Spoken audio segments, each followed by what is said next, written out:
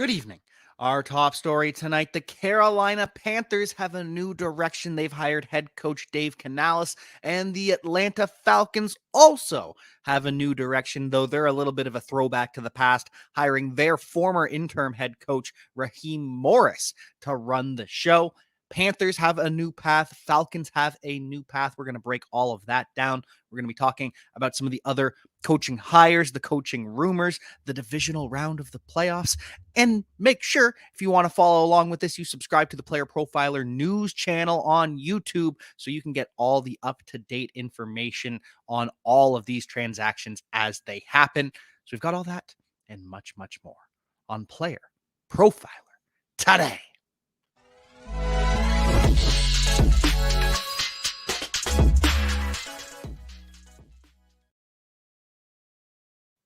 And so we are back, and the Carolina Panthers have a new direction of their franchise, and they are planning for this to be for the long term. Dave Canales, the offensive coordinator of the Tampa Bay Buccaneers, who did such wonderful work with Baker Mayfield, is now the new head coach of the Carolina Panthers for 6 years, or at least that is the length of his contract.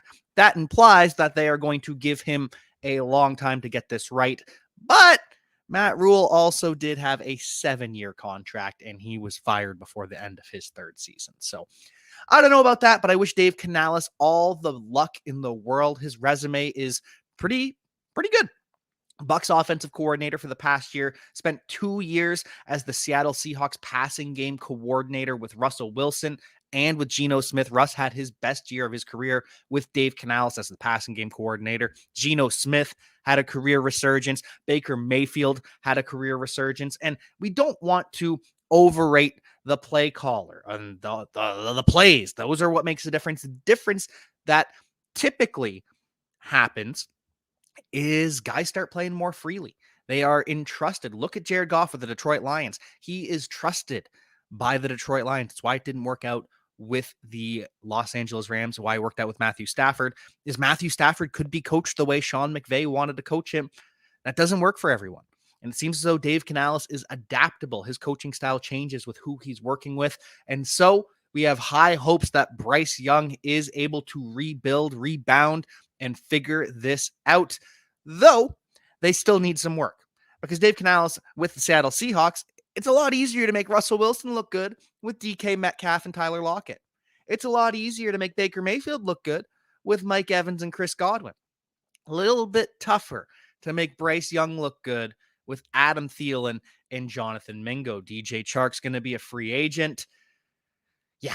So the the Carolina Panthers absolutely need to invest in the wide receiver position, whether they target T. Higgins in free agency. I don't think T. Higgins is going to hit free agency. Sounds like he's going to get hit with the franchise tag if they can't work out a long-term deal.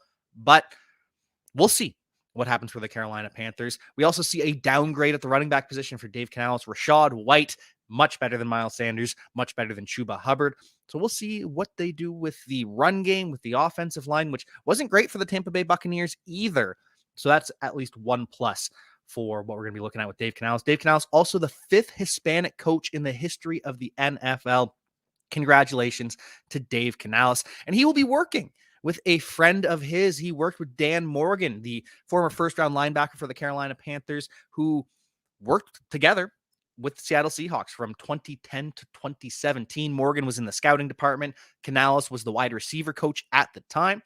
And so they are hoping to blend the old tradition of the Carolina Panthers with all the linebackers. Carolina Panthers have had such historic success at the linebacker position. Dan Morgan, Jonathan Beeson, Luke Kuechly, one of the all-time greats, or at least the modern era great at the linebacker position. Now we've got Shaq Thompson. We had Thomas Davis for a while. So ties that old smash mouth football of the Carolina Panthers with the new Carolina Panthers, who are hopefully a little bit more high-flying, high-scoring, a little bit more successful.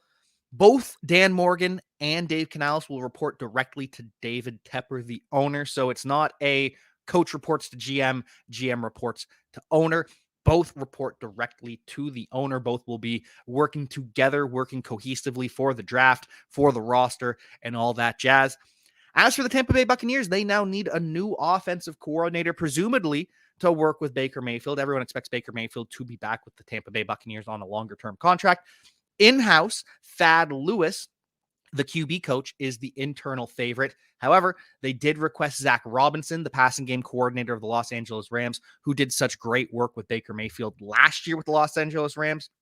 Also going to interview Kellen Moore, formerly with the Chargers. Obviously, he's going to be on his way out now that Jim Harbaugh is coming to town. Brian Johnson, formerly with the Eagles, and Ken Dorsey, who really got a raw deal with the Buffalo Bills. It was all about the turnovers, which weren't Ken Dorsey's fault. The offense was actually more efficient with Ken Dorsey calling the plays than with Joe Brady, but I digress. He's getting an interview as well for the Tampa Bay Buccaneers.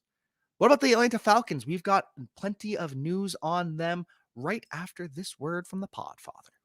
Oh, I see it every day online, every single day. Hey, that looks like a great fantasy team in an 8-team league. Oh, wish I could be in a league with you, right? Well, guess what? Now you can respond with, sure, let's play on Bettle. That's the beauty of this platform. This new Bettle platform standardizes all position scoring. So you just load your team and you challenge your friend, your colleague, Twitter troll, and you can browse other teams and issue challenges. Bettle is revolutionizing fantasy football.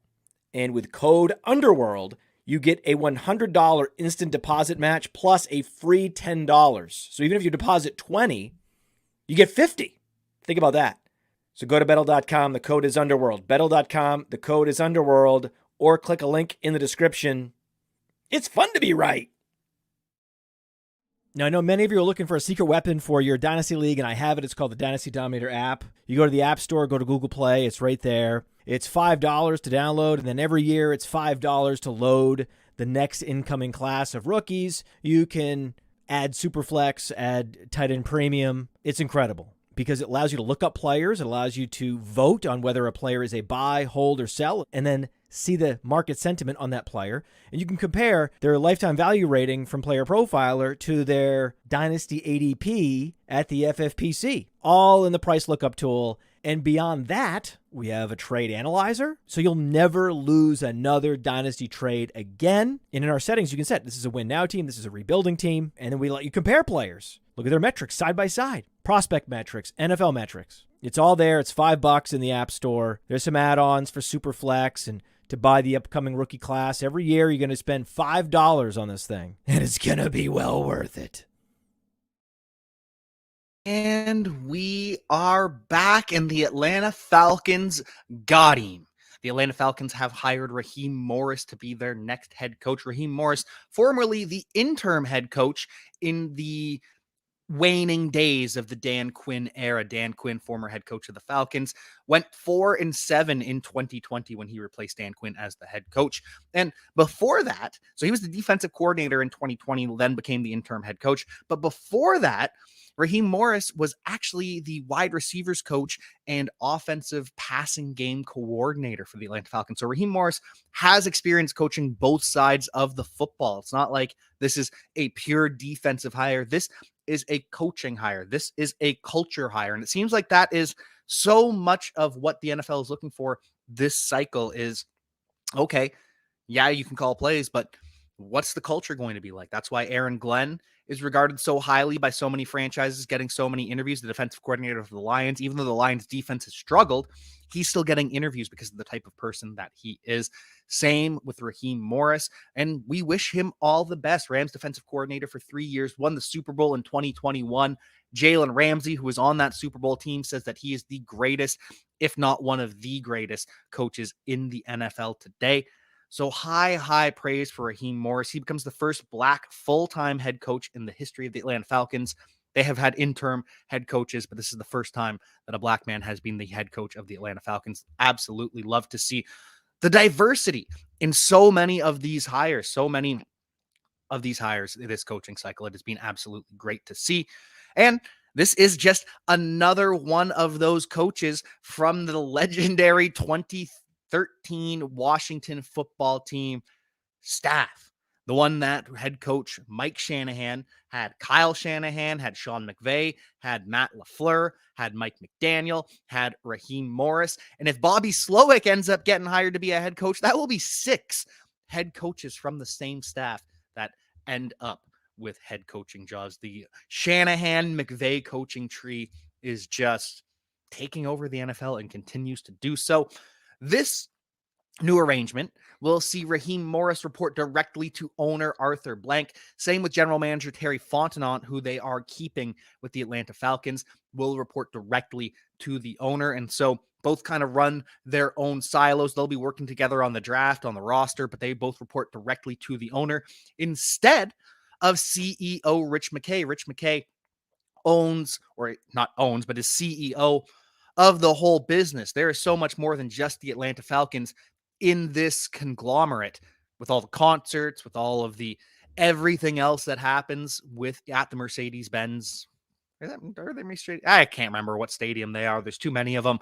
Anyways, he no longer has control of the football operations. And that was a large part of why Bill Belichick didn't get hired. He and Rich McKay, the CEO, just apparently couldn't get along. They couldn't agree. And now Bill Belichick is looking like he is out in the cold. He is not going to be the head coach of the Atlanta Falcons.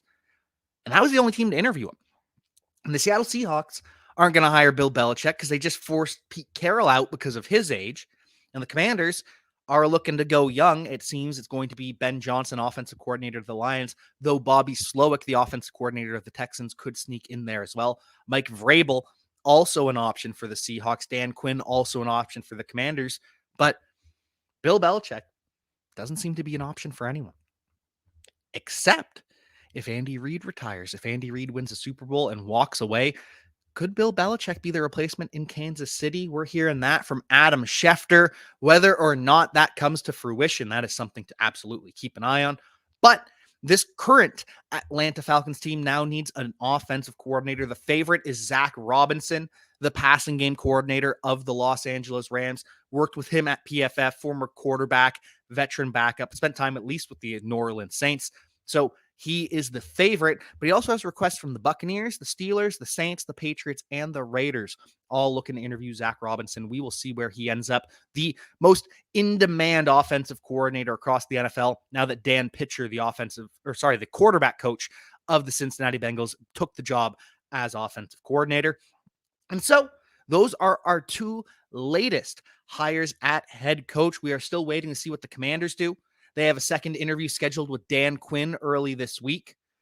Raheem Morris was supposed to get a second interview. That is clearly not happening at this point. And then Aaron Glenn and Ben Johnson, the defensive and offensive coordinators for the Detroit Lions, are also getting interviews. I believe Bobby Slowick also supposed to get a second interview with the Commanders. So we've gone from a long list down to 4 guys. It seems as though Dan Quinn, Aaron Glenn, Ben Johnson, Bobby Slowick are the 4 finalists. Maybe Mike Vrabel sneaks in there as well, but I haven't heard anything about that as of yet. As for the Seattle Seahawks, Dan Quinn has received a second interview. They are supposed to have a second interview with Raheem Morris. That's out the window. Ejiro Evero, the defensive coordinator of the Carolina Panthers, gets a second interview. Patrick Graham, the defensive coordinator of the Raiders, gets a second interview. And Mike Kafka, the only offensive guy to get a second interview with the Seattle Seahawks. Ben Johnson, not in contention for the Seattle Seahawks job, or at least it appears, doesn't have a second interview at this point. And Mike Vrabel still in the conversation for the Seattle Seahawks. So we'll be keeping an eye on that. But 2 jobs left for head coach and a bunch of deserving candidates. Mike McDonald from the Baltimore Ravens. He's a very deserving candidate as well. So many deserving coaches that aren't going to get a job. And that just bodes well for the future of the NFL. Very excited to see many of these people get jobs if and when they are ready. As for the offensive coordinators, the Steelers are interviewing Gerard Johnson, the Texans quarterback coach, and Kellen Moore is going to be shopping around the NFL. Not expected to be retained by the Chargers, interviewing with the Browns and the Eagles to be the offensive coordinator for both of those teams. We know the Eagles also talked to Cliff Kingsbury. Browns, I don't know if they've done a whole lot of deep dive as of yet. And the Buffalo Bills, they interviewed Joe Brady to continue to be their offensive coordinator, make that interim tag full-time. Also interview Thad Lewis, the Buccaneers QB coach, who I believe played for the Buffalo Bills at one point as well. And the Packers defensive coordinator job, that is still open. Fire Joe Barry. Awful defense under Joe Barry for years. Just never really seemed to make sense. Scheme didn't really add up. Now they're interviewing Brandon Staley, the Los Angeles Chargers head coach, who Had a pretty rough defense for quite a few years, though he did have success with the Rams. I don't know if the answer is Brandon Staley for the Green Bay Packers. Also interviewing Bobby Babich. Would love to see a Babich coordinating in the NFL. Maybe Matt Babich can join him someday. But the Packers do need a defensive coordinator. They will figure it out. Also need a new strength and conditioning coach. Fired theirs, Chris Gizzy. A lot of issues with injuries over the years for the Green Bay Packers. They were very conservative with these injuries as well, but this year especially, it seemed to take its toll with Aaron Jones and Christian Watson missing so much time. So Green Bay Packers are making some moves on the inside of their organization. As for the Tennessee Titans, they hired Brian Callahan. He's going to call the plays, which is interesting because Brian Callahan actually never called plays for the Cincinnati Bengals, though it was a collaborative effort with head coach Zach Taylor actually calling the plays, but Brian Callahan did the entire offensive install for the week. And then the quarterback coach, Dan Pitcher, would do the third down game planning for the week. The wide receiver coach would do the red zone game planning for the week. So this was a collaborative effort. Brian Callahan now looking to take control, looking to call his own plays. Still do need to figure out an offensive coordinator, though. So they're talking to Jaguars passing game coordinator Nick Foles, who actually worked with Brian Callahan with the Raiders. And really, this is how so many people end up getting jobs in the NFL. It's who you know, it's who you've worked with. And that makes it so hard to break into the NFL. And at the QB School on Twitter, on X, whatever you want to call it, highlights that this is a nepotism hire. And nepotism hires don't mean that you don't deserve the job. It means you got an opportunity to get the job because of who you are. And Brian Callahan, father, Bill Callahan, coached the Las Vegas Raiders, one of the best offensive line coaches in the NFL.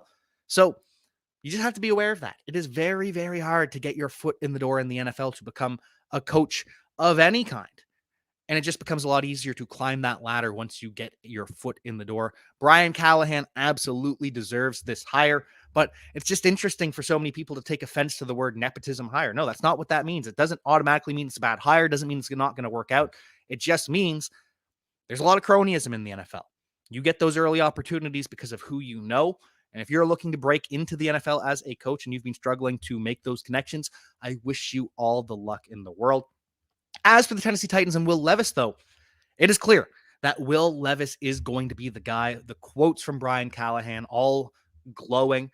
Really enjoyed getting to know him, and I can't wait to work with him. Really special physical talents that I'm excited to see what we can make better. Everything about him so far has been fantastic, and I'm excited to get further down into it. So Will Levis is the guy for the Tennessee Titans. Won't be surprised if they add to the wide receiver position. They could target T. Higgins, much like the Panthers, but they've got that inside connection, Brian Callahan and T. Higgins working together all those years with the Cincinnati Bengals. Or they could draft a wide receiver early, or they could invest in the offensive line. So many different ways this Titans team could go. They have clearly embraced that they are rebuilding. Derrick Henry will not be back. And as for the Los Angeles Chargers, Jim Harbaugh is now calling the shots. He's going to look to bring a lot of his staff from Michigan, or at least on the defensive side, it sounds like. We'll have to find a new offensive coordinator. His offensive coordinator, Sharon Moore, is expected to take the job with the Michigan Wolverines. It sounds as though, I don't know how it actually fully works, but there's a time limit that the Michigan has to post the job for before they can announce a new hire. So we'll see. It's going to happen, though. Sharon Moore is going to be the new head coach of the Michigan Wolverines, and Jim Harbaugh is going to be looking for an offensive coordinator, but don't expect Justin Herbert to throw for 600 attempts this season, 700 attempts, because Jim Harbaugh, and granted, this was different with Andrew Luck. They were more regular pass run splits with Andrew Luck at Stanford, but still didn't fully open up the offense. With the San Francisco 49ers, they were 31st, 31st, 32nd, and 29th. Their best finish in pass attempts was 29th, and that was with a much different quarterback. Colin Kaepernick doesn't have the ability to sling it like Justin Herbert. The dynamic run ability of Colin Kaepernick caused a lot of run-heavy scheme, and this was a different era of the NFL too. But even at Michigan, pass attempts or pass run rate, 117th this past season out of 130 teams. Last year, it was 121st out of 130. So this is going to be a run-heavy offense. Whoever the Chargers pick to be their lead back, whether they draft Blake Corum, whether they sign Derrick Henry, whatever they do, it's going to be a run-heavy offense. And I hope the efficiency from Justin Herbert makes up for it. I hope that I don't know. I just hope it works out. Maybe it's like Dak Prescott where the run game opens things up. I don't know. But either way, starting to get a little bit worried about Justin Herbert for fantasy football. I'm sure it'll all be fine, but we will keep our eyes on that. Other coaching changes across the NFL. The Bears have hired Kerry Joseph as their QB coach. So Shane Waldron bringing over staff from the Seattle Seahawks. He was the former assistant QB coach with the Seahawks. And it's clear whoever is the new head coach of the Seattle Seahawks is going to just pick their own staff, start completely over. Bears also looking at a new defensive coordinator. Joe Barry from the Green Bay Packers is in the conversation. And wouldn't that be hilarious to see the Packers infiltrate the Bears again to not have success like they had with Luke Getsy, the former quarterback coach of the Green Bay Packers, goes to the Bears, and it just doesn't work out. The Dolphins are looking for a new defensive coordinator. They will also interview Brandon Staley. Vic Fangio apparently wasn't liked by all his former players. All the former defenders weren't in agreement with Javon Holland that they loved Vic Fangio. And so this was just an untenable relationship. And so Vic Fangio is the new defensive coordinator of the Philadelphia Eagles. They're looking for a new linebackers coach. Joe Barry, the Packers defensive coordinator, is interviewing for that position, which would be a much better use of his talents than being a coordinator. Mike Caldwell, the former Jags defensive coordinator, who kind of got unfairly saddled with the burden of the Jacksonville Jaguars season, even though it was the offense that struggled. Caldwell also interviewing for that linebackers position as well. That will bring us to the playoffs, the NFC Championship. The 49ers do expect to have Deebo Samuel playing. He was limited yesterday. It's looking good for Deebo Samuel. That's going to make life more difficult for the Detroit Lions. We'll see if Deebo is a decoy or if he is actively involved in the game plan getting the ball. As for the Detroit Lions, they have injuries of their own. Sam Laporta, Josh Reynolds, Alex Anzalone, they're all banged up. They were all limited throughout the week. They are all expected to play. Frank Ragnow didn't practice. The all-pro center missed Wednesday, missed Thursday. He's got a sprained knee, a sprained ankle, an inoperable toe injury, and a back injury, and he is still going to be good to go. What an absolute warrior. So excited to see what the Detroit Lions accomplish this weekend. I cannot wait for this game. As for the other game, the AFC Championship, Isaiah Pacheco, he is back at practice on Friday. Looks like he is going to be good to go. And Mark Andrews is officially off the injured reserve. Mark Andrews is back and will play for the Baltimore Ravens on Sunday. This is going to be a battle. And whoever wins the AFC Championship, whoever wins the NFC Championship, obviously they're heading to the Super Bowl, but obviously that also means that their players will not play at the Pro Bowl. And we're already hearing some substitutions. We'll get plenty more, whether Amon-Ra St. Brown is missing the Pro Bowl, whether Nick Bosa is missing the Pro Bowl, whoever it is, we'll find that all out after the championship games. But for now, Will Anderson, the rookie edge rusher for the Houston Texans, phenomenal season, will replace Max Crosby in the Pro Bowl. Max Crosby had knee surgery. He cannot play. And a lot of the times you'll see guys opt out of the Pro Bowl because they just don't want to be there. They don't want to, they just don't want to be there.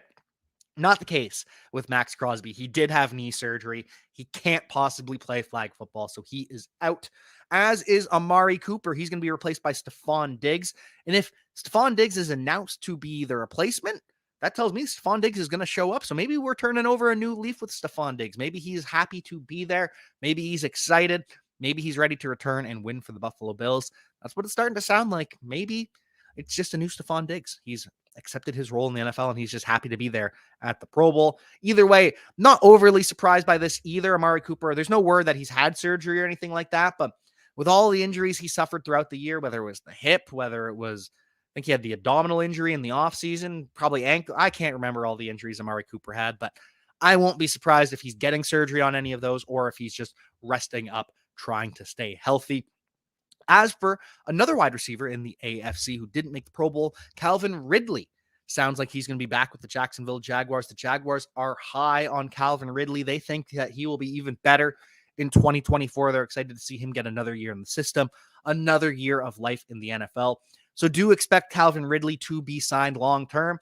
And we do expect Josh Allen to be back in Jacksonville as well. Sounds like if there's no contract, and by all accounts, there's been no negotiations at this point with Josh Allen, the linebacker, of course, and the Jacksonville Jaguars. Sounds like he's going to be getting the franchise tag, so they'll have to work on a long-term deal for Calvin Ridley. Either way, the quarterback for the Jacksonville Jaguars will be Trevor Lawrence for a long time. The general manager, Trent Baalke, did confirm that an extension will happen when it needs to happen. And congratulations to all the finalists for the NFL honors. We got our awards all situated. We know who's in the running. Assistant Coach of the Year, Ben Johnson. He's probably going to win the award. Maybe it's Todd Monken, Offensive Coordinator of the Baltimore Ravens. Maybe it's Bobby Slowick with the Texans. Mike McDonald, DC of the Ravens, and Jim Schwartz, DC of the Browns, also in the running. Coach of the Year, Dan Campbell and the Detroit Lions. So these are all voted for before the playoffs. So Dan Campbell doesn't get the playoff bumps. Kevin Stefanski and DeMeco Ryans are the two favorites to win this award. But damn it, Dan Campbell does deserve this. John Harbaugh and Kyle Shanahan also in the running. Comeback Player of the Year. We all know it's going to be Damar Hamlin. The man literally came back from the brink of death, came back to life, and played football this year. And I know people want to say, oh, he didn't play enough. I don't care. Being able to play football at all, even as a special teamer and fill in safety, that is good enough to win the award. Joe Flacco, Baker Mayfield, Matthew Stafford, and Tua Tagovailoa also in the running. As for Defensive Rookie of the Year, Will Anderson gets that boost by going to the Pro Bowl. Devon Witherspoon also heading to the Pro Bowl for the Seattle Seahawks. So that is a tick in their two columns. Jalen Carter also in the running. Kobe Turner, the defensive tackle for the Los Angeles Rams, and Joey Porter Jr., the cornerback for the Pittsburgh Steelers, all in the running for Defensive Rookie of the Year. That one I really don't have a good read on. I'm not sure who's going to win that award, but isn't it incredible with Kobe Turner and Puka Nacua, the late round picks from the Los Angeles Rams, having two guys nominated for Rookie of the Year?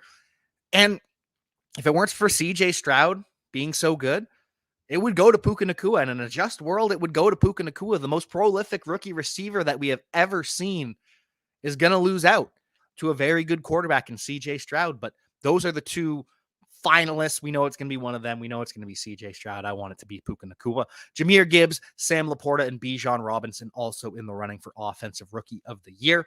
Defensive Player of the Year is down to 4 edge rushers and DaRon Bland. DaRon Bland with all those pick sixes. If he had kept up those pick sixes throughout the season, or if they were more spread out, or even if they happened more towards the end of the season, then I believe that he'd be Defensive Player of the Year. But it was too strong of a start with too big of a drop-off for DaRon Bland to get the award. So it's between Max Crosby, Micah Parsons, TJ Watt, or Myles Garrett.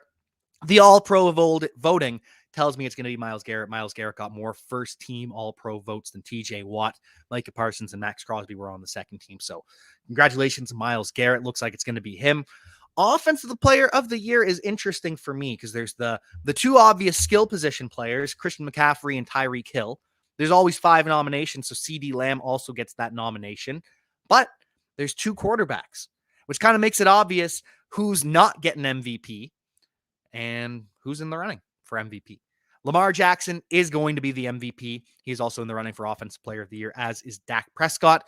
And I really hope that we don't do the second best quarterback gets Offensive Player of the Year. I really hope it's Christian McCaffrey. He deserves it. And if it's not Christian McCaffrey, I hope it's Tyreek Hill, because the seasons that those 2 players have had, Christian McCaffrey and Tyreek Hill, were MVP worthy.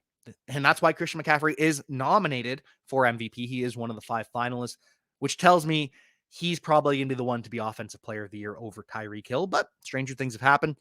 As for the MVP, Christian McCaffrey, the only non-quarterback in the conversation. Brock Purdy, his quarterback, also in the running, and Josh Allen in the running as well. But if only 2 quarterbacks are nominated for Offensive Player of the Year, then we know it's either Dak Prescott and Lamar Jackson, and it is clearly Lamar Jackson over Dak Prescott. And Lamar Jackson very well could be heading to the Super Bowl. We do know from our friend Jason Allwine that there is a curse of Kirk Cousins. If you lose to Kirk Cousins in the regular season, you've never made it to the Super Bowl. The 49ers lost to Kirk Cousins in the regular season. Will the 49ers make the Super Bowl? Will it be the Lions versus the Ravens? Lions versus the Chiefs? Chiefs versus 49ers? 49ers versus Ravens? I don't know.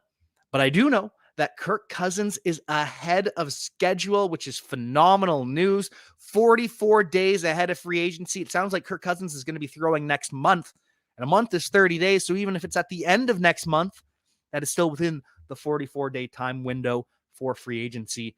Kirk Cousins going to be sought after in free agency. Kirk Cousins, Baker Mayfield. Who's going to be the highest paid quarterback in this class?